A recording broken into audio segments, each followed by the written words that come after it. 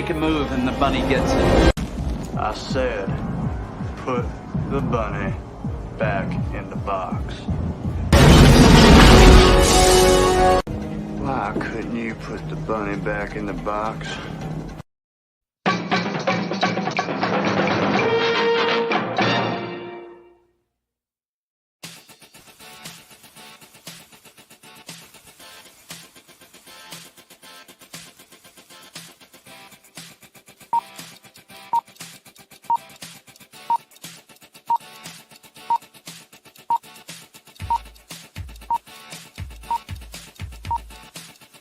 It's showtime.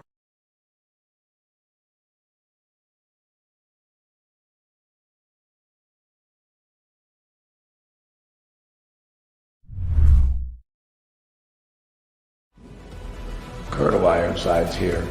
200 years I stood in the gap, fighting those who would harm my country. It was my honor, my sacred duty, so help me God. 9 times they took my life. 9 times I stood back up and made them pay.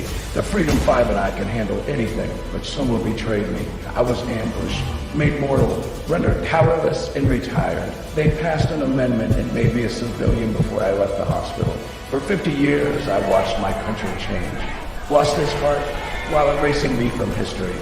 The day I quit my job, I powered up and discovered they lied about that too. I'll remind them of freedom. I'll remind them of duty. I'll remind them of their oaths and who they serve. I'll remind them while I'm shoving it down their throats.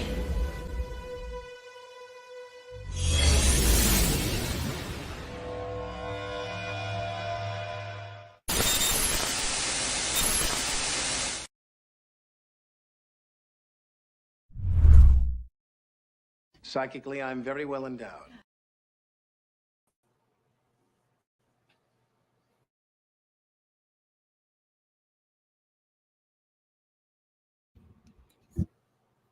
Hello, everybody. This is Cooper from Telepathic Bunny Comics. May have a lot of slowdown today. May have some delays.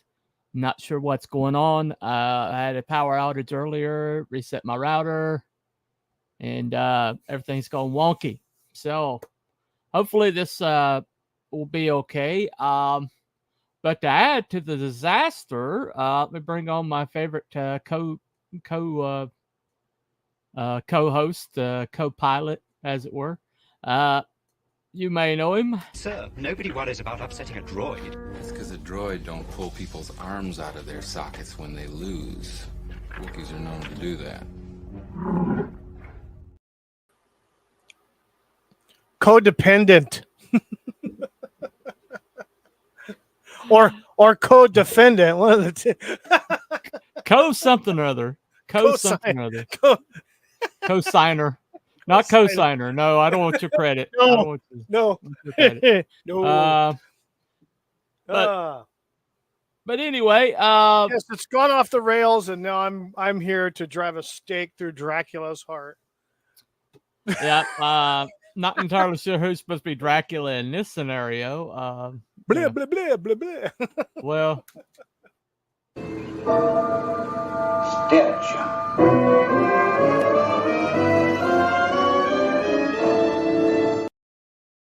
He's dead, Jim.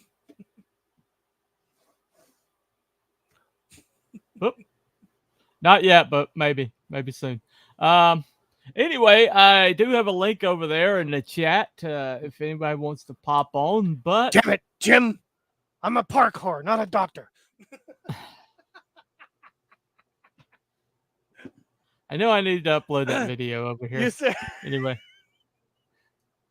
I love you. I know. I do have a link over there if anybody wants to come on and talk about this particular subject. But I do have a caveat. So,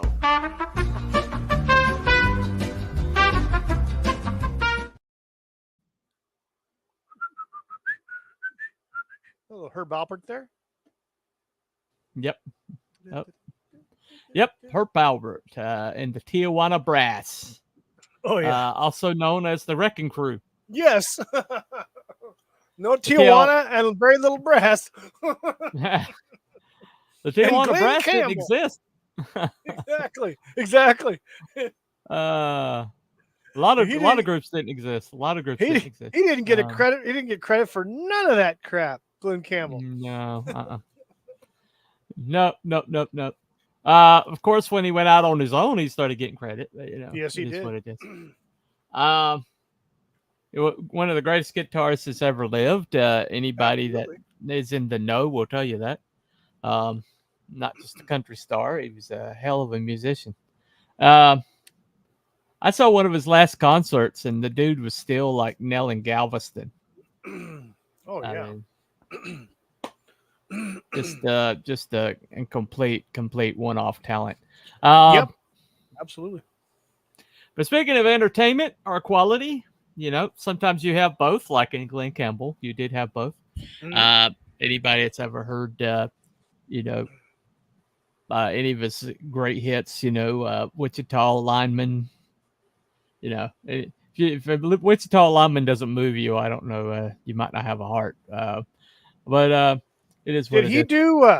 Did he write and sing "Rhinestone Cowboy"? Yep, That's what that I was thought. him. That's Gentle what I on My thought. Mind was another one of his. Yeah. It's incredible. By the time I get to Phoenix, I think it's by the time I get to Phoenix. But most of those songs were written by the same guy, though. He just interpreted them very, very, very, very, very well. Anyway, but this morning we're talking about, I did go see the movie over the weekend, the Wolverine, Deadpool and Wolverine, and I did my reviews on my channel. I basically went with a friend of mine, my con partner, Elizabeth, and she was very, very enthusiastic about it. Loved it. Had a great time. She's my normie, we're kind of all up in this space, so we know what's going on behind the scenes, and we kind of She's know the normie. Yeah, she's my normie. That she's kind of like my completely outside the culture war normie. That Outside the park. outside the culture war. She's outside the park. There is no park. She's a park normie. There is no park. Park normie. I like it. Anyway, I honestly prefer overhyping lesser known stuff than whatever's trending. Right. I got you. I totally agree with you. But basically, the thing that brought this to my mind, though, is I heard some reviews that were less than glowing. One named Mahler. You ever hear of Mahler? Oh yeah. Well, Mahler tears everything a new asshole. Okay, Mahler is one of the most negative people I've ever seen, and and he's making bank off of it. Oh hell yeah! I mean, no doubt about it. That his EFAP show. If you watch his EFAP show, he just tears everything apart. I've never seen him like one thing. I've never seen him like anything. Well, he can't break character now, can he? No, he can't. No, he can't. He even tore apart Captain America 2, nice. Which most people, and me included, think is probably the best MCU movie. But he tore it up. I knew it was a big glaring hole in the middle of it, but he was finding all sorts of like rinky-dink shit, and I was like, dude, well, can you not enjoy anything? He's got to ride that algorithm. But they were like giving their reviews, the critical drinker, they were going around the horn and they were giving their reviews, and everybody just left him until last, and then as soon as I got to him, and I was like, okay, go ahead and tell us how we're all wrong, and he just went this list. I mean, it's litany of things wrong with that movie, and you know what? I saw the same things, okay. But the difference between him and me was I can just see it as entertainment. I'm not getting a paycheck from this, so I can just see it as entertainment, And I had a lot of issues. I had like a ton of issues. Okay, most of that because of Bob Iger's interference causing them. And what movie that has ever been made has not had some sort of issue in it. Well, I that's, mean, you nothing's know, perfect. I mean, Yeah, nothing's exactly. perfect. I mean, there are some movies that I would say that's about as perfect as it could get. Okay, I mean, there are some movies out there, Yeah, and they're pretty universally praised. Yep. But the thing about it is they were like, you know, people like him were saying, you don't support this because you're just gonna like give Disney the wrong idea. And but when you look at the etymology of this movie, it was not Bob Iger's idea. This was Bob Chapek gave Ryan Reynolds carte blanche. Told him he could have whoever he wanted in the movie. They would pay for it. They would give him the budget, any budget he wanted, and they would give him complete creative control. That's the Nice. only way. That's the only way he would bring it over and make it at Disney. And well, you know, he was like chief producer on Deadpool 1 and 2. So you can't do it without him. Yeah. And absolutely. you can't throw enough money at him because Ryan Reynolds happens to be one of the most wealthy actors, you know, in Hollywood. You know, he's an entrepreneur. He really invested his money well. So he could probably freaking buy Disney if Disney keeps going to, you know. Somebody should. Holy Yeah, crap. somebody needs to. Committing freaking suicide in front of everybody. Right. With a smile on their face. Oh, With a huge smile on their face. And, and blah, blah, blah. And yeah, exactly. change all the white people to black and all yeah, the redheads to black. And in other words, acolyte. Let's just say acolyte. and I don't really care anything about that. I'd not even spent well, one I mean, second watching it. Everything that you just said, I mean, that acolyte is the active suicide of Disney. You know, when you consider who they got to direct it, who to produce it, and the people that got to star in it, and the writing of it, and everything. Acolyte's almost like the nadir, like the pinnacle of Disney's suicide. You know, just watch that, and you can pretty much everything that Disney is doing to kill itself is in that movie, or in that series. But so to give him to get that Deadpool 3 made at Disney, Bob Chapek gave Ryan Reynolds just carte blanche. Okay, he said, "Get whoever you want, go wherever you want to go, and and we'll give you complete creative control." And Ryan Reynolds was like, "Okay." Sweet. And so the movie's just full of him like taking shots at Disney, taking shots at the MCU, taking shots at, you know, he had complete creative control. But Bob Iger tried to, as soon as Bob Iger got back in control, he did everything he could to throw roadblocks in front of this movie. And then the writer's strike happened. And when the writer's strike happened, he basically he didn't change their timeline. He told them they had to get the movie out at the original timeline. And so, you know, or he'd be in breach of contract. So, so they had to shove this movie together as quick as they could get it together. And so I'm not surprised that there's probably going to be a director's cut of this later on. Because they had to get this together as quick as they could. And, and so, you know, I think a lot of that was sabotage. And so I think a lot of these problems that you're seeing is just because, you know, a lot of editing errors, things that probably should have been left on the cutting room floor that weren't.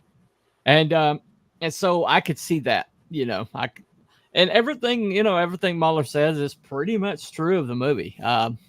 It's not a perfect movie, but I've also heard somebody else say, it's so darn entertaining. It's almost, you almost can't put a value judgment on it.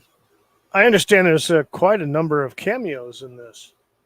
Oh yeah, Cameo characters and stuff like that. Basically, what this movie is a love letter to Fox's version of X-Men, and it's basically like a requiem for the Fox's version of X-Men, and so it had a lot of that in it. Had a lot of that Fox did a good job with X-Men, I think, in my opinion. Well, I think the Four. Wokies kind of took it over and just then put it into the ground. But yeah, the last couple movies, but Well, the but first I two think X-Men they movies pretty were much. good. Yeah, I mean, the whole X-Men First Class, you know, the That was first two meh. movies of that were actually very, very good movies. I enjoyed both of them. I like the original ones Yeah, that they right. did. The first two X-Men movies with The Patrick third one, Stewart. yeah, the third Nah, one, yeah. you Anyway, know. And then I did um, personally like the Fantastic Four movies right. with Jessica Alba and Well, you know. actually, you need to go see this movie then. Yeah. I'll just say that. But the thing about it is I got my normie gauge, in Elizabeth, and Elizabeth just absolutely enjoyed it. She doesn't really think about things like writing, don't think about things like pacing. She doesn't think of it in like those metrics. She just enjoys what she enjoys, And Yeah, there's movies that it's escapism. You Yeah. just want to have fun. You want to get lost. Right. I mean, what was it? There was a comedian that said something. This is like years ago. Mhm. Not even an American comedian. It was a Canadian comedian. And he said, when he went to watch Star Wars, it was like he sat there and he said, "Okay, George Lucas, blow me away." Right. I won't use the correct term, but in the sense, Right. mess with my head. And that's it. That's what you want to go to these movies, and you want to escape. You want to get away for the 2 hours or however long it is. Well, fill your face with popcorn and drinks and just getting lost. Really. Well, I mean, we've all got movies that no one's going to ever put on the top 100 best movies of all time. Oh, yeah. Yep. We've all got movies that we just utterly and completely 100% enjoy. Every time they're on, we're there. We're gonna go see it. We're gonna watch it every time it's on. Yep. Roadhouse is one of those. Yeah. I mean, not a perfect movie in any way, shape, or form. It's got really clunky dialogue, pacing issues, and outlandish plot contrivances, and they bring a guy in just to kill him off, and it just doesn't make any sense to the plot. It's like, why is he even there? And just to spur him into action, to bring him to the final act. And it's like, wait a second, that guy already did that, but anyway, so essentially, we've all got movies that just, I mean, no one's gonna say this is a good movie. Nobody. I mean, or they'll say it's a good movie, but they're not going to say it's a great movie. Mhm. And I would put the Star Wars movies in that. I think Empire Strikes Back probably, edges over into great movie territory. Yeah, it does. It does. But Star Wars, if you look at it with a critical eye, it has plenty of problems. It has plenty of plot contrivances, things that just don't quite make sense. And Return of the Jedi, a lot of people consider it like the weakest of the first trilogy. I actually enjoyed that the most. I enjoyed I enjoyed all three. I really, as a kid, I didn't really give a shit. I wanted more Luke Skywalker and Han Solo. That's what I cared about, and I got that right in Return of the Jedi. Well, I mean, I liked Return of the Jedi because I just liked that it was like the perfect circle. Yes. You finally got to see Luke land, and it finally answered that question: is Luke destined to be Darth Vader at some point? And you saw him get to that point, and you saw him throw the lightsaber away. Yep. And to me, it's one of the all-time my favorite movie moments was when he says, "I'm a father, I'm a Jedi, like my father before me." Yep. Then you got that, Emperor going, "Very well, Jedi," and it's like, whoa. Yeah. But Ian McDiarmid is just brilliant. But out of all the movies, I mean, Empire is probably the strongest, best directed, probably the best scripted, has great moments in it that are still iconic to this day. Obi-Wan lied, Luke, I am your father, Yes, oh, exactly. no, Yeah, that's exactly. impossible. That moment's very, very, very iconic. But to me, in my enjoyment level, I always enjoyed Return of the Jedi more. And even as I've grown up and now that I know things like plot and things like that, I still enjoy it more. Maybe it's just because it has a happier ending, Yeah. Yeah. But for whatever reason, and you see the prequels. None of the prequels are good or great movies. None of them are. And they all have iconic moments, but on a one moment does not a movie make, and Right. and they're just not very solid. And we won't even go into Disney version of Star Yeah. Wars. We won't even won't even go there. go there. But some people did enjoy The Force Awakens, and there's people that enjoy them, but nobody's going to call them good. The only thing that Disney Star Wars created that I actually did enjoy, thought was unique and interesting, was Rogue One. Yeah, a lot of people say pretty much it. That's the only one that I'd actually go. That's the only one I would want to pay to see again. Mm-hmm. All the other stuff, nah, sorry. Well, the Mandalorian season 2 finale. Mandalorian. The first just that one great. finale. I mean, the finale. Yeah. That finale of season 2. That was like the last gasp of Star Wars for me. The last time that Star Wars mattered. Kennedy put a stake in the heart of everybody. Yeah. Well. Yeah. Wait. You're bringing Luke back? No, we can't have that. We can't have that. We can't have that. Female. Force is female. But the thing about it is when you look at, there's there's bad movies, and there's like entertaining movies, and there's good movies. Okay. Now, from to me, a movie that's bad is bad. Okay. It's sometimes the bad movie can like skew into entertaining territory. Right. Maybe you take a different tact on it. Maybe you look at it a different way. It's entertaining. Like if it's supposed to be a drama, but it's so laughably bad that you can enjoy it as a comedy. And it might move it into entertaining territory. But I think entertaining sits right here in the middle, because you do have movies that are considered good that aren't entertaining. Yeah. That are so pretentious and so up their own ass that, the only people that enjoy it are the Chardonnay, swillers. And who's like, oh, this movie's just not made for you. It's just sophisticated. It's this, that, and the other, And,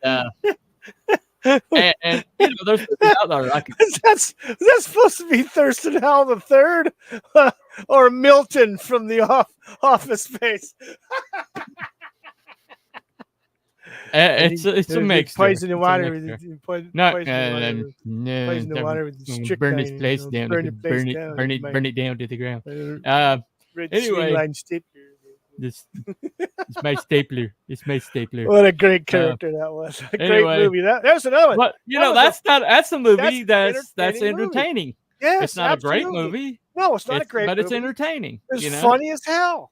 Why aren't you wearing your flair? You need more flair. Right, exactly. we can all quote that movie. I mean, that was Mike Judge. That was funny as hell. I'm gonna need you to come in this weekend. Yeah. We all had that boss. That'd be coming on Saturday. On Saturday too. I'm gonna need you to come in on Saturday too. Yeah. We all had that boss. But see, that resonated with people, right? But it's not really a great movie, but it's entertaining. No, exactly, it's entertaining. It's and in some ways it's relatable. Yeah, to a lot of people's daily lives. Mm-hmm. And I think the best scene was the scene when they took that freaking copier out and Yeah. destroyed it. You know that scene. People have recreated that scene over and over again. That scene's so iconic. It is. But yeah, I mean, people just lose their crap. You know, they just really lose their crap. Oh my God. But think about it as though is that movie is entertaining. Okay, it's not a great movie, and some people might even argue that it's not quality movie, but it's entertainment. Oh, It's there's a no very question. entertaining movie, very rewatchable. I would rewatch it all the time. That right there is the epitome of an escapism movie. Right. It makes you right. escape because you get so involved in Mhm. with the characters like Milton. Yeah. Or Milton's the only one that I can remember the actual name because Right. he's so freaking memorable. And the sad part about it is that actor passed away when they were doing news radio because he was on news radio. No, that's not the guy that passed away on news radio. No. I'm that not was the talking guy about from Phil Hartman. that was the guy from Saturday Night Live. No, that guy lived But way beyond. The guy that played Milton was the guy that was station manager on no news radio. Well, he was a station manager, but he lived way Oh, past he did. that. I thought he passed away. No. I mean, he passed Oh. away, but he passed away way longer. You're thinking Okay. of dude from SNL. Yeah, Steve Hartman or Phil Steve Hartman. I Phil know Hartman. Phil You're thinking Hartman. Phil That was a Hartman. tragedy. Yeah, but he wasn't in freaking Office Space. All right, let me find out exactly when he passed away. That's a piece of cake, and I didn't get any cake, and it's like, Yeah, burn the place to the ground. there's some like squirrels, and they're like married. You know, Very nice. Stephen Root is his name. Yeah. Swing line stapler, my little red stapler. Oh yeah. Let me see. Every time I see a freaking red stapler, that's the only thing I can. That's the first thing that pops in my head. Is Milton? That's my swing line stapler, my red stapler. Well, I'm not seeing a death. I think he might still be alive here. Okay. But it's Stephen Root. Maybe I got him confused with somebody else. Probably knowing you, definitely. I get confused. I don't bring you on for your accuracy. Let's just say that. Let me see here. But again, it's a great movie for escapism because it's Yeah, he's still alive. scenes. He's still alive. Yeah. There's entertaining scenes. I mean, whether it's with Mike Judge and I think Jennifer Aniston was in that movie too. Yes, she was. I think about it. The go back and forth between her and Mike Judge's character, the guy at the restaurant. It's flair. You're not wearing enough flair. You know. Right. Oh my God. Oh, that was Mike Judge? That was Mike Judge. Yes. Oh man, what a peckerhead. I know, right? That was him. Holy shit, it was great. Well, but you know, I mean, the argument's being made now that if it, I mean, especially in this like culture that we've got, this culture war people who are writing the algorithm, and they just they shit on everything.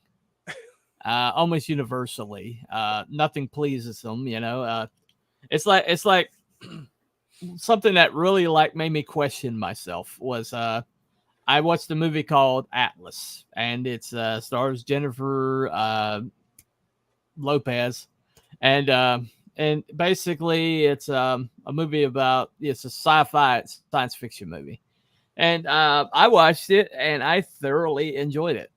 And suddenly all these guys are shitting on it. The guys that I usually kind of like respect, and they were like, you know, just taking a dump on it nonstop, and they're seeing stuff in it that I didn't see. And so, you know, I gave it like 6 carrots. I liked it so much. It actually got me. At one point, I got emotional. You know, she has this friendship with this AI character.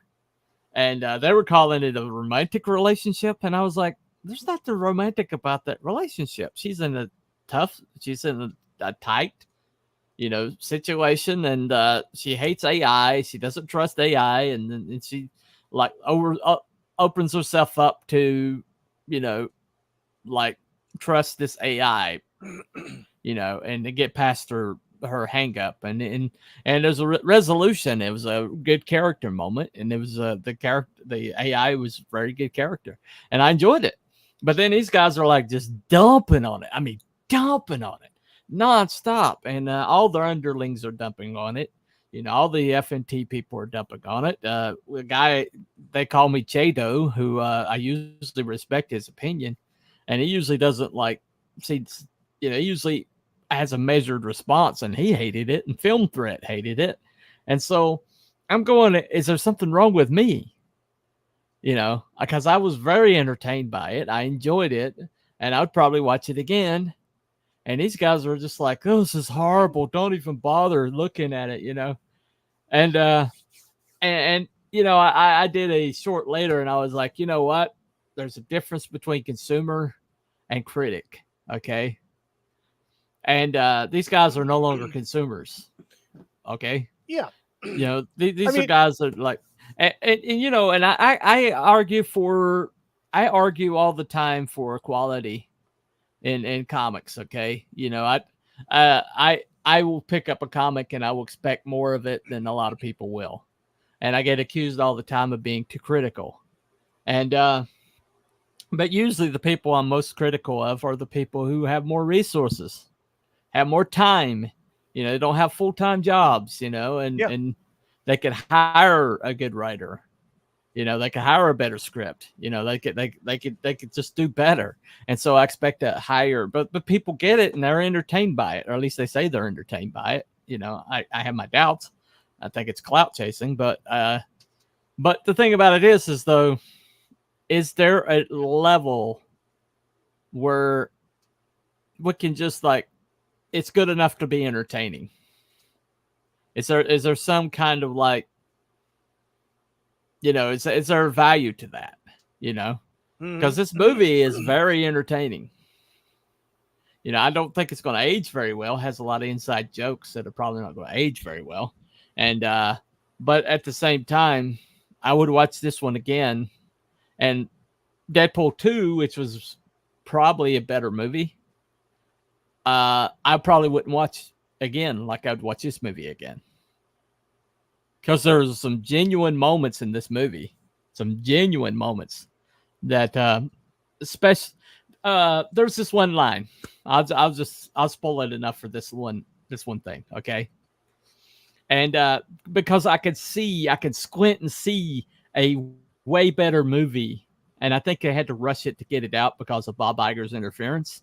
And I think it hurt it some because I can see a director's cut being better because there's some really, really, really, really solid writing in here. Okay. Have you seen Logan? The movie Logan? No, I never watched it. I never saw it. Okay. There's this young girl who's a clone of Wolverine, and she goes by Laura. And in the comics, she became X-23. She's kind of like a Wolverine, a young girl with Wolverine, a lot of Wolverine's powers. And in the movie Logan, he sacrifices himself to give her a chance at life. And so in this movie, the Logan the Wolverine that's in this movie is actually from a parallel universe where he failed the X-Men and basically became a murderer, mass murderer, in his anger. And so he's like the most denigrated Wolverine in all the multiverse. And so he's way down on himself. He's trying to drink himself into a coma. He's just like a really dour kind of character. And she remembers the Logan that sacrificed himself for her. And so she's trying to bring that out of him. And at one point he says, you thinking I'm that guy, but I'm not that guy. And she says, that's the thing. You never were that guy.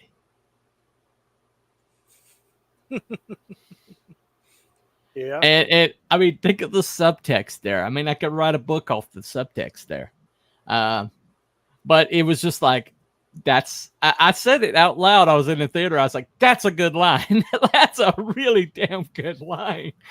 And it just like, because it just summed up Wolverine so well. You could tell whoever wrote this script loved Wolverine, because he understood that Wolverine never was that guy. He never was the hero, but he was a guy who basically, when his base like nature came out, he always wound up being heroic.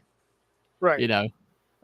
He might be like chomping cigars and cussing people out and being a loner, but when the back is against the wall, he winds up landing on the side of hero.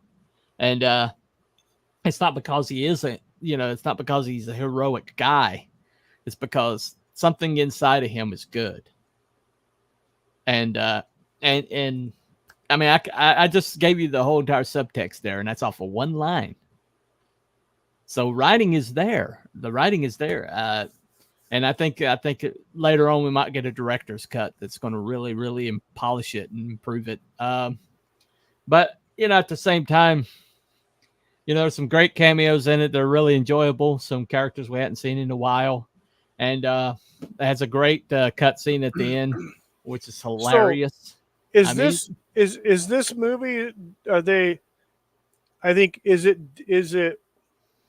Did Chapek give it blessings so that this could be the bridge between the X-Men purchase and bringing those X-Men into the Disney fold? Well, that's what it was. They've been intended sitting to do. on this property. They've been sitting on both of these properties, both the X-Men characters, both the heroes and the villains, and also the Fantastic Four and Doctor Doom. They've been sitting on them, but they've owned them. I remember the back and forth and all the fight and everything. They finally purchased them, and they purchased all of freaking Fox too. Yeah. So, this was like about 5 years ago, I think, wasn't it? Yeah, it's 5 years ago. This has been in the works for 5 years. I mean, what the hell are they doing? Well, dragging their ass on this, because these are characters, because they could still use the old actor. They could still use the actors, the original actors, and they've already done that. They did bring Xavier in last year, but then they murdered the shit out of him like immediately thereafter. Yeah, it's funny. They did all these cameos, and all these cameos were people that the fans had basically picked to be those people, and then they murdered the shit out of them. Fucking assholes! And it was like, it was just such a fu to the fans. I mean, it was basically the Last Jedi. Thing. Yeah. Yeah, it was and the MCU's Last Jedi. That's what anybody that's got a worth a shit imagination would have done completely the freaking opposite. Right, exactly. But the thing about it is, though, is they still got to clear out all the junk before they can get to whatever they're going to do next. And evidently, Robert Downey Jr. is coming out of retirement to be Dr. Doom. Why? Everybody loved him as Iron Man. Why are they going to? Well, the Russo brothers are overseeing it, and the Russo brothers do have a very good. They do have a very good track record. So, I don't know how they're going to do it, but I do think there's. Well, I know that there was two possibilities, and one of them is a what if. Yeah, it's the what if is kind of an interesting story. Well, if Tony Stark became Dr. Doom in a parallel, yeah. Well, let me bring somebody on. It's our happy friend. It's our happy friend from over the seas. Live, it's fresh from Scotland. If it's no Scottish, it's crap. That's right. They should crap. Hey, hello. Oh, that's good, buddy. How y'all doing? Good. How you doing? I'm fine, thanks. Yeah, surviving another Monday. And I saw. Yeah, I'm trying to bring you on, and I think Wookie sent you backstage trying to bring you on. I did not do anything. I didn't touch the mouse at all. Right. I was mouseless. I put the mouse down. Yeah, I saw the not link. a tumor. I saw the link in the chat, so I thought I'd crash the stream. Well, There you go. me stream is Sue stream. So what do you Right. what do you think? Is there a happy medium between entertainment and quality? So we demand quality, or is entertainment just good enough? Well, I mean, there has to be some kind of level of quality, surely.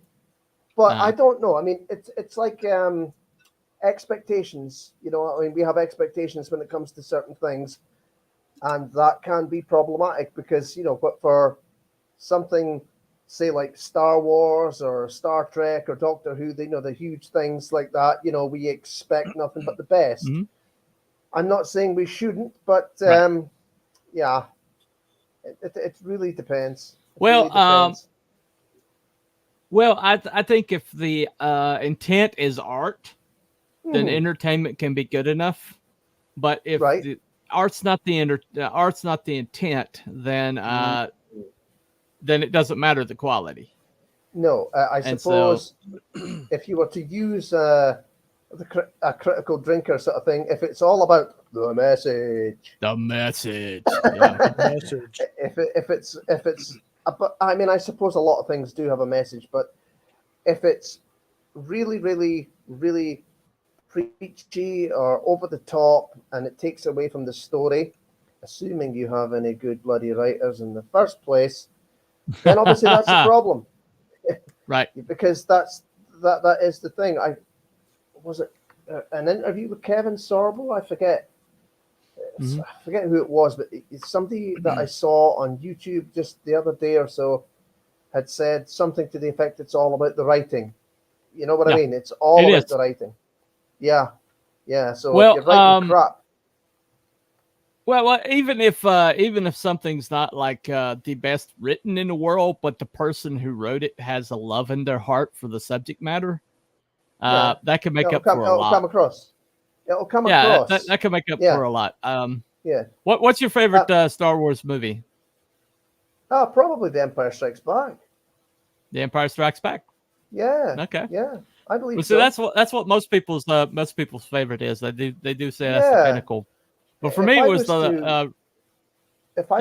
it was Return of the Jedi myself. So I don't hate Return of the Jedi. I love the original trilogy, and I like the prequels as well. If I was to pick a prequel, I would go with Revenge of the Sith.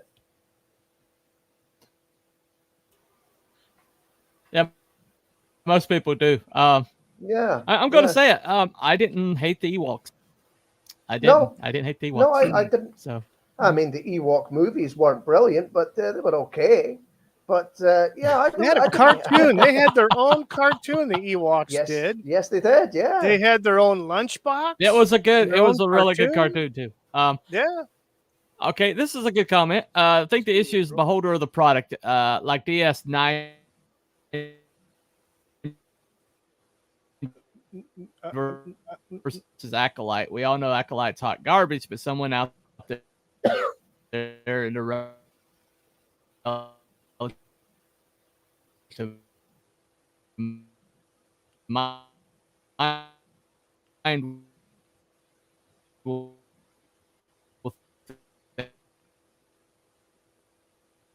Whoa.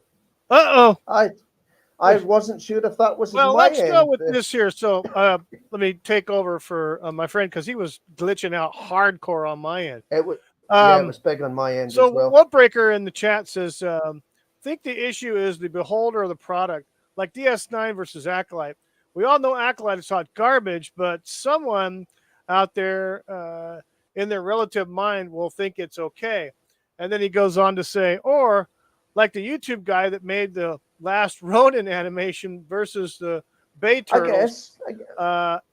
I'll take the amateur YouTube guy because you can see the passion behind. Exactly. The smaller creators have more passion behind what they're trying to produce.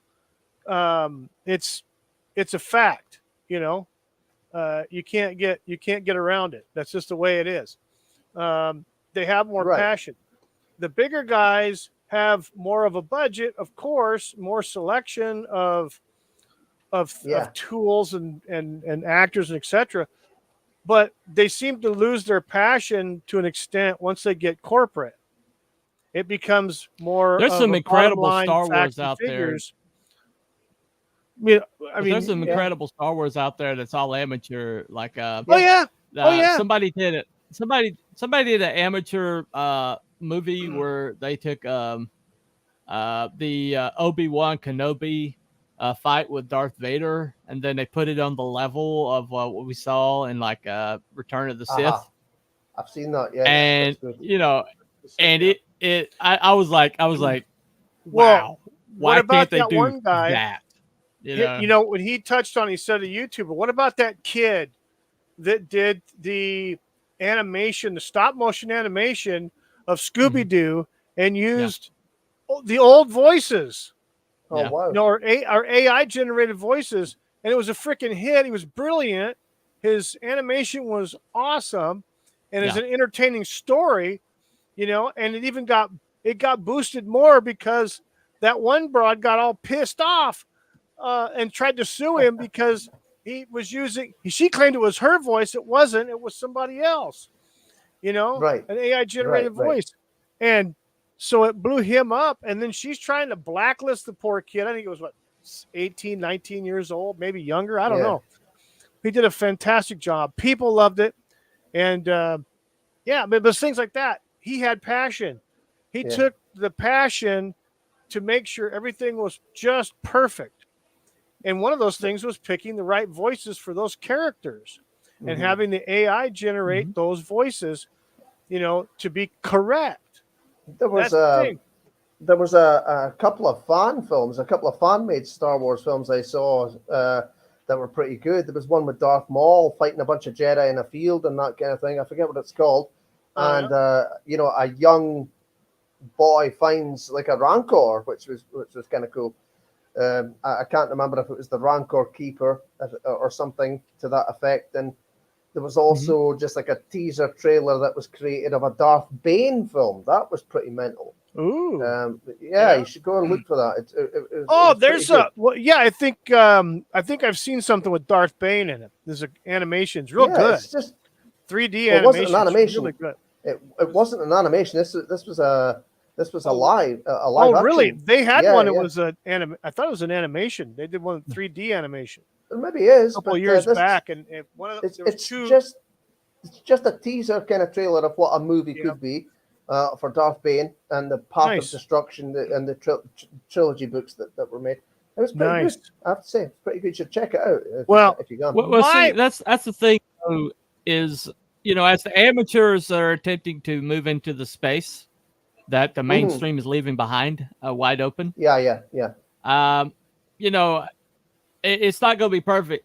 You know, it's not going to be. It's not going to have the fit and polish that mainstream has, you know, because they don't have the resources the mainstream have right now. They don't have the resources, but the thing about it is, you know, it's just pure entertainment and it's made with love.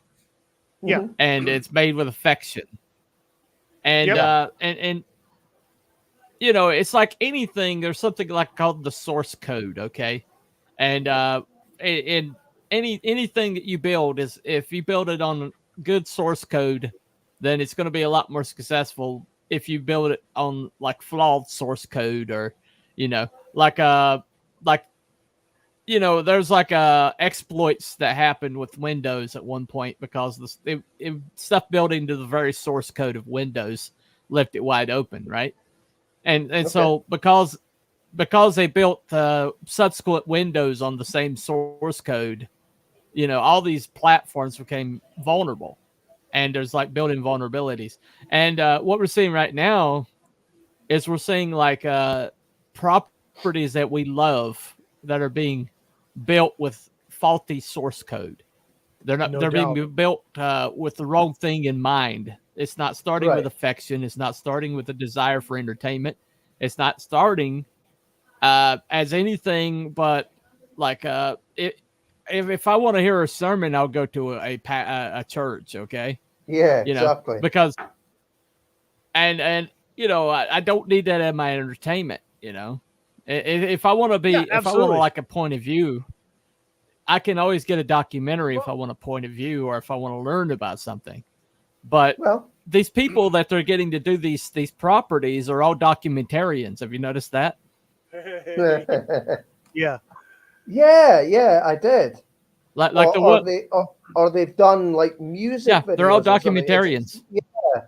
Yeah, very little Right. experience making big budget films. Yeah, if any. But the thing about it is you see something that's been made for a fraction of the budget, like Godzilla -1. Mm-hmm. What a great movie! Oh my god! And then what a you great see movie. something that's got a bloated budget like Acolyte. Oh. And Acolyte is poorly shot, poorly written, poorly acted, everything. and just god awful Poorly. from beginning to end, and it, with no redeeming qualities. Come on, but then you see something. Come on, they had the Darth Plagueis reveal at 32. the end. It's brilliant. Yeah. Key jangle. Yeah, exactly. Was it? Let's retcon it. Yeah. Let's retcon it with Darth Plagueis figuring out how to do shit from the superpower, lesbian twins. Activate. Yeah. Well, 180 million is the final budget for Acolyte. Mm-hmm. Godzilla -1, which should have won an Oscar, Right. and did win one Oscar. $15 million. Yeah, it was incredible. What they But did it was made with What was the affection. budget? It was made What was with the budget love. on that? Like 9 million or something. What's that? No, The budget on Godzilla $15 million. $15 million. Okay. It's like $15 million. $15 million. And it made Mhm. quarter of a billion, 250,000 or something like that. Yeah. Yep. Or yeah, it made a lot. Yeah. Or 250 million, sorry. It made its budget back in the first weekend it was released in America. It made its budget back. Everybody got paid plus bonuses. Oh yeah. But movie. they did everything in house, Mhm. and they used old Toho techniques, which is a old Godzilla movie Yeah. techniques. Yeah, that yeah, they've been perfecting since 1950s when they started Yep. Godzilla movies. Yep. And then they used overlaid digital effects. And Mhm. if you watch that movie, there are times where that Godzilla is like terrifying. I mean, freaking terrifying. Yeah, But, yeah, he is. It really is. But there was this moment that got me. Okay, when I hope this is not a spoiler, but when they defeat Godzilla, Oh yeah, they all stand on the railing and salute him. salute him. Yeah, And Yep. it was such a Japanese thing to do, but yeah, you're only going to see something like that made when somebody understands the culture, understands the character, understands the world, and has a love in their heart for it. yep. And Right. and even though that was a $15 million budget on that one, it had so much more entertainment value. I've watched Yes, it it multiple times, Yeah, and I have no mean, desire to ever see Acolyte. it actually starts out as a very depressing, sad movie about that It guy, does. and then It he meets does. that girl who had the kid, Yep. and they're trying to scratch literally out of dirt Yep. from the burned down ruins of his childhood home. Well, all his parents are Japan dead itself and was trying to everybody- scratch its way Yeah. out. It was a depressing beginning of the movie. But it's And, like his war wasn't you know, over, so he couldn't love Yeah. her until his war was over. Exactly. And then, and the first, there at the end when she asked him, "Is your war over?" Yeah. And it's just like that moment. I mean, it's just like they did a really good dub for Netflix. I highly suggest you watch it. Yes, that's how I watched it. All right. It's very, very good. It's a very good dub on that Very one. good dub. Whoever acted that dub loved the movie. They really Well, I loved mean, that movie. that's one thing. I forget who it was, but somebody had said that with those tighter budgets, Yeah, it forces filmmakers to be creative. Yeah. exactly. And You know that's where you know where most of the budget that's going to Disney these days. You know where it's going to? Nom, nom, nom, The nom. motels and the catering. Right. As a matter of fact, the Battlestar Galactica chick, I keep forgetting her Katie name. Sackhoff. Katie Sackhoff. Katie Yeah. Sackhoff. Okay. Yeah. But she said that the budget for the catering on The Mandalorian season 3 was more than the budget for Battlestar Galactica. Yikes. Yeah. That doesn't sound surprising at all. Not at all. And so, I mean, No. basically, they're hiring all these activists, and these activists are hiring their buddies and their friends and their significant others, whoever they may be, whatever species. Right. And they're basically treating it as a carte blanche vacation, blank check. So And sneaky damn Romulans. Yeah, and then at the last minute they'll throw something together and then call it like, we used the budget. But that's what happened. That's what Headland did. That's what Leslie Headland did. They stayed in 4-star hotels. Do you think they've infiltrated the catering department as well? That's a possibility. That's a freaking possibility, right? Oh yeah. Eat your vegan food. Ah! Yeah. You will eat the bugs. Well, Anyways. You will eat the bugs, but we won't. We'll spend millions of dollars on catering, but you will eat the bugs and love it, enjoy it. But at the same time, if something is made with joy in the heart, with love for the source material, with desire to entertain, that really just fixes, it just glosses over a lot of problems that you might have. Okay, the special effect, those early Doctor Who's, the special effects are god awful. Okay, and they're they are. Oh yeah. But I would hide behind my budget. couch. And you watch them today, and you stick it. There's still entertainment value, but why? Because the love that these people had, and the love that the writers had, and the enjoyment and energy that they put into it will cover the verisimilitude. You can immerse yourself and believe that the guy with the plaster head on is actually the villain, and you can suspend your disbelief because they enjoy that they're enjoying this so much, and they're trying so hard to bring this to you that it fixes a lot of problems. Well, you can tell that they gave a shit when they were making them, because that's what it was. Right. They actually had their heart and soul, and even the guys that played Doctor Who, whether it was William Hartnell or Troughton, Pertwee, Baker, all those guys, they put their heart and soul in it. Well, it's like even Sylvester McCoy was really derided as the Who killed Doctor Who early on. Yeah. If you go back and watch those, he wasn't that bad. It wasn't. It was actually there towards the end. When he finally got the right script editor and the right showrunner to let him take it where he wanted to take it. Some of that last couple seasons is extremely good. Yeah, Sylvester McCoy, extremely good. Absolutely. But why? But because he loved the character Doctor Who. Yeah. And the people that were making it loved it. Even though so did Peter. Peter Capaldi loved Doctor Who. He did, but the people around him, that were around him didn't love it. No, they were assholes. That they had something else in mind.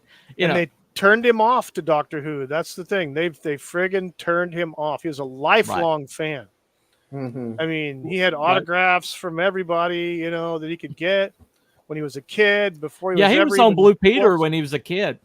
Yeah. Blue Peter. There you go. Yeah. But the thing about it is I see people who can't take something for what it is. Okay. When I do a review, what I do is what is the intention here? Was this intended, to be something serious? Was this intended to be dramatic? Was it intended to be comedy? Like the book that I got from Cecil, this guy who did a book called Cash Grab, and that was the joke. That was the joke. He's like, I'm making this book and it's called Cash Grab. You can't complain about it, can you? Because it's a cash grab. Yep. And that was the joke. But eventually this book came out, and it's toilet humor. It's like Oh you yeah. know, but you could tell that it was made with just kind of like as a big, big joke, and you could tell it was made as that. And so I gave it high marks because it was exactly what it was intended to be. But and that goes a long way for me. Okay, if you're trying to make a drama or trying to make a science fiction drama like a Battlefield Earth, but but at the same time you're trying to push Scientology on everybody, or push that L. Ron Hubbard is a great writer, then as that I can't enjoy it. But if I go back and I was like, okay, I'm just gonna look at this as a lampoon of sci-fi opera, science fiction opera epics, it's hilarious. It's a great send up. But that's not what they intended it to be. But that's what it wound up being. So, it turned out to be entertaining. If you take it from that point of view. A long time since I've right, seen exactly. That. Yeah. Well, I mean, if you watch it as a comedy or as a parody, it's hilarious. Because L. Ron Hubbard couldn't write his way out of a wet paper bag. Yeah, I thought it was okay. I mean, I never thought. No, it's god awful. It's god awful. L. Ron Hubbard is the worst writer that's ever lived. He's the most prolific, but he's the worst writer that's ever lived. At the same time, if you just basically, like a friend of mine named Jared Chrisman is making a Western. Okay. And, he's shoestring budget. He's doing his own soundtrack with his band. And he's producing it right now. And he's going to go and try to get Angel Studios to put it out. Ooh. And Angel Studios, they're doing right now is they're taking independent projects and they're putting it in front of people and say, is this entertainment? Is this something that you want to see? Mm-hmm. And they're polling that and getting the wisdom of the crowd is what they call it. Okay. And if enough people want to see it, then they'll put it out. Mm-hmm. And so basically they're not going for like, is this movie like Oscar contender worthy, right. or whatever. They're putting it to these people and are saying, is this entertaining to you? And they put out stuff with minute, tiny little budgets that have actually made bank at the box office. There's a movie that they put out. I can't remember the name of it, but it was made on a shoestring budget. But the guy that made it had a history in post-production. And so even though he didn't have a lot of money to spend on it, what he did spend it on made it look like a big budget movie. Mm-hmm. And so they put it to the Angel Studios people.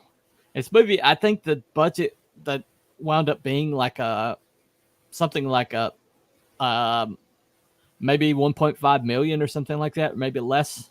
Right. But it looked good. It looked like it could be in the theater. And and so they put it out in the theater, because the guild liked it, thought it was entertaining, enjoyed it, and they said this is a good movie. They put it out, and it made bank. And I think what we need to move back to, and the reason why I encourage people to go see Deadpool Wolverine, even though, all these guys are right. All these guys that are denigrating it are right. There's a lot of problems with it, but it was made with affection. It was made with love for the characters, for the source material. And I found it very, very enjoyable because of that. Right.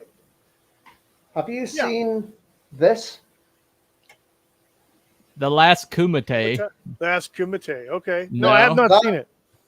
This was basically a fan film, mm-hmm. and it was crowdfunded.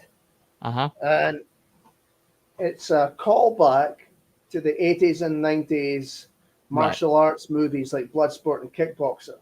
Yeah. It's got Cynthia Rothrock, Billy Blanks, Kurt McKinney from No Retreat, No Surrender, Matthias Hughes, Mohammed Kisi, who played Tongpo in Kickboxer. Yep. And if you've heard of the Viking Samurai on YouTube, he's also in it. and it's like I said, this was crowdfunded, if I remember, and Right. it's got music from Stan Bush. Mhm. You remember him? Yeah, I know And who that is. Paul Herzog that did the score for Bloodsport and Kickboxer also did this. Now, obviously, the reason I Nice. mentioned it is, it's it wasn't a huge budget, but and it's not liked by anybody, but a lot of passion went into making it, and it's for fans of that type of movies. So that's Right. kind of like in line with what you're saying, and it is also Well, the thing about it is, if you see the critic score as opposed to the user scores on Rotten Tomatoes, if I see a critic score being really high and the user score being really low, I won't go anywhere near that movie. But if I see a movie that the critics panned and hated, and I see a big high user score, I'm watching that movie means today. it's good. That's good. Yeah, Yeah, it means that movie's exactly. good. And occasionally, Most when they likely. commiserate, if occasionally with both, like there's a crossover, then I definitely want to watch that movie. But think about it, this critic score anymore is so ideologically driven that you really can't trust anything they say No. anymore. I think mean- some of the reviews are bought by Disney and all that as well, aren't they? So Oh, I know they are. Yeah, There's proof of it. There's proof. Yeah. Or like the YouTube guy that made the last Ronin animation versus the Bay Turtles. I'll take an amateur YouTube guy because you can see the passion behind it. Yeah, yeah. absolutely. And that guy Yeah. that made the claymation Scooby Doo, that was so much more enjoyable than Velma. Oh God, Velma was like Never seen that. people have actually claimed that they got brain damage from watching Velma. It was so nihilistic and god awful and horrible. Wow. Okay. Yeah, all the Just- clips I've seen of that, a travesty. It's just Well, I've It's a watched people that disaster. reviewed it, and they honestly said, "I need I can't watch this today. I can't review this episode. I got to give my few days for mental health." yeah. You know, because living in that nihilistic, god awful world, hurt their brain. It was so bad. Yep. But the thing about it is, should we demand quality? Should we try to encourage quality? Yes. Yes. But yes. I think we so. could- until we can get back to where everything that comes out has some entertainment value, I don't think we should demand quality. I think we should just be wanting it to be entertained. Just- Okay. Entertain me. I want to laugh. Be funny. Damn it. Yeah. I mean, yes, in the world, yes, put a qualitative, effort out and say, yes, this should be better. You could do this better, and give feedback. Yes, but you got to be able to, right now we've got so few projects that are entertaining, that are meant to be entertaining, That's true. that mass market, that are actually meant for everybody to watch. That the bar is down here, guys. I mean, it's way down here. If you put out anything right now that has love behind it, affection behind it, and any kind of, has that source code, has some kind of like determination to entertain, that will succeed right now. Because in the valley of the blind, the one-eyed man is king. Okay. Eventually, we need to go back to qualitative. Eventually, we need to get back to expecting quality. But until we get there. But that my kind of like presupposes that we have more than one project out that has any kind of quality to it. Right now, Twisters is a popcorn flick that came out. Oh the yeah, weekend I before. heard that was all right. And it's still making bank, but it made pretty big bank the weekend before Deadpool Wolverine came out, because it didn't preach. It just wanted to entertain, and people felt no. Yep. The director said, Yeah, well, "I'm not going everybody to was preach to expecting- people about climate change. Why should I do that?" It's Yeah, a Well, movie. exactly. Yeah, I was waiting to say. Yeah, everybody would have expected, including myself, that that's all going to be. Oh, it's the climate change. Oh, but apparently there's Oh, none of that. So that was I fully expected that, but the director came out and said, climate change. Why would I want to talk about climate change? This is an entertaining popcorn movie. And because of that, the critics were all like, "Oh, denigrate, downgrade." And the users were like, "Oh man, I had a great time." And the user score is up here, and the critics score is down here. It's been a long time since I saw the original, but yeah. Well, I mean, that's the thing. Do you entertain me, right? Just entertain me. Yeah, it would be useful. Now, right now, I would love to see quality. I would love to have both. But right now, the bar is so low. I mean, Disney has set the bar so low that now any project that doesn't hate me is going to get my dollar. I mean, that's how low the bar is now. Oh, they don't hate me. They don't hate my guts. They don't want to see me die. You know, they're not sitting here going, white male and pale as stale. They're actually like, you know, putting something out that's meant to entertain me. That doesn't, you know, portray all white males as idiots or evil villains, you know, and that's all I want is I just want to be entertained right now, and these guys, they could just, you know, tear things apart and demand more quality than they probably ever got in the 80s, but for me, if I watch something and maybe it's not qualitatively good, okay. Maybe it has pacing issues. Maybe it does. Maybe there's some plot contrivances. Maybe the writing's not always the best.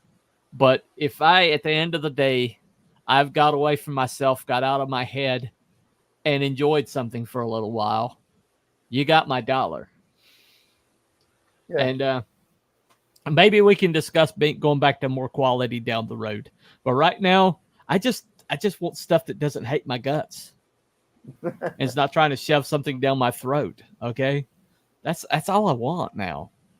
And maybe later on I can be more picky, but right now, just don't hate my guts. Just don't actively, you know, call me names in the press, and I'll back your stuff. You know, maybe that makes me a shill. Maybe that means I'm encouraging. You know, I'm not going with meritocracy. But right now, meritocracy is so far out the window that right now we're just down to, is it entertaining? Is it enjoyable? You know, that's what we're down to now. Absolutely. You know, speaking of entertaining and enjoyable, one of the very first parodies of Star Wars was on HBO. Oh no, you're going Hardware Wars again. Hardware Wars, baby. I've heard of it. It was great. The low budget freaking deal, and they had screwed up everybody's name. It was about 15 minutes long. It's on YouTube, Krillbeer. You got to watch it. Look it up. Hardware Wars, and it's a parody. It's funny. You'll laugh your ass off. It's funny. Okay. It's funny. I'll take your word. Don't bother. Yeah. Not good. Windows just told me that they were doing an update. Windows just told me that they're doing an update. That's why my internet's been screwy all day. That's why. Might be. Yay! I love Bill Gates. Windows updates. Yes. Always appear when you don't want them. I know, right? Gates. Bill Gates can go suck on a stovepipe. Anyway, so either you guys got any last words? What do you think? Quality or entertainment right now? In this current environment, what are you looking for? Well, I'm not watching anything really. So, I mean, in terms of quality, I know it's a tough one. I've always, since Disney started doing the Star Wars television shows, you know, everybody has been kind of like up in arms about that. Is it fixed? Is it not fixed? Is it good? Is it not? My kind of extrapolating from that has been that it's kind of average, or somewhere in the middle, mediocre perhaps. And I keep thinking to myself, yeah, I think you're extrapolating wrong myself, but okay. I was thinking, well, maybe I'm thinking too much, but I was thinking, well, that's not good enough, if you know what I mean. It when it relates to these huge IPs, I think it's harder because we expect more. If it's some little movie or something, then obviously, we could probably forgive quality being a bit lower. But when it relates to huge IPs, I think it's tougher. We do tend to expect more. Again, individually, it depends, I guess, on each person's tolerance for what they can put up with. Right. So what do you think, Wookie? I right now, I know quality is going to be a little bit on the low side. My big thing is just entertain me, make me laugh, make me forget about the bullshit that's going on outside the doors. Yeah. Take me away. Yeah, it's escapism.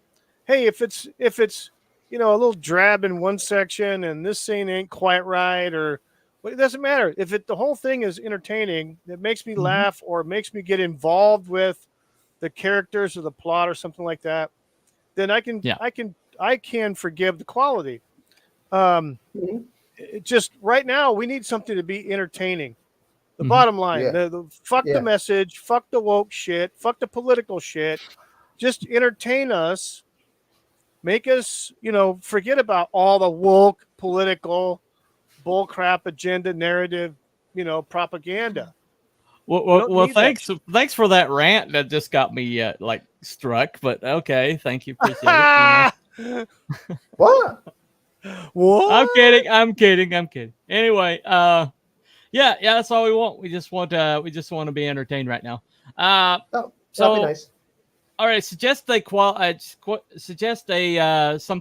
to the people that they can check out that the critics didn't like or the other people didn't like that you enjoyed. I'm going to go with Atlas. Check out Atlas. I know it's J-Lo, and I know everybody's tore it to pieces, but it's actually a really decent premise, and it's got some really great interactions in it. So I highly suggest that check out Atlas. So, don't listen to all the haters. No, it's actually a decent movie. All right, what you got something, Wookie? I was going to say Ghostbusters Frozen Empire. Okay. I actually enjoyed it. It's on Netflix right now. Of course, there's the scene with the two girls. They get to a point, but then they don't go over the edge. Yeah, it gets a little icky, but they don't go over the edge. They could have done those scenes in a completely different manner, but it is what it is. But overall, I really enjoyed the movie. Yet everybody that I heard talk about the movie on YouTube all bashed the shit out of it. Yeah, I'm like, I don't care. I enjoyed it. Well, there you go. I found it enjoyable. I found it definitely. I had to listen to all these guys for like a year before I went to go see it, and I was thinking, oh shit, it's gonna suck, and you know what? And I hate Patton Oswalt's guts as a human being, but they used him just right in that movie. He wasn't in there very long, but what the party did play was entertaining and helped the story. Right. They didn't. Honestly, I thought that that could have excluded him, and the movie would have just been pretty much the same. But it is what it is. Anyway, I'm all for excluding Patton Oswalt, just so you know. Anyway, Carol, give us a hit that something that critics didn't like that you enjoyed that you want people to check out. I don't know. I haven't seen any new films in that vein that would have been bashed by critics. But like I said, that last Kumite is not bad if you like that kind of old school martial arts film. Yeah, I'm going to check that out on your. You can check it out. You might like it, you might not. Or at the very least, you could maybe enjoy the Stan Well, if it's made with some kind of joy or some kind of love. Cynthia Rothrock's in it, so she is. Yeah. There you go. I got you. All right, that's been. She's got some. Well, thank you for hanging in there while my computer evidently updated and screwed up. No problem. All right, thank you guys for coming. That's been Cooper for Tell About the Bunny Comics here with the parkours. Bye-bye. All right, later. Bye-bye. See you later. Bye, everyone. Bye. Bye-bye.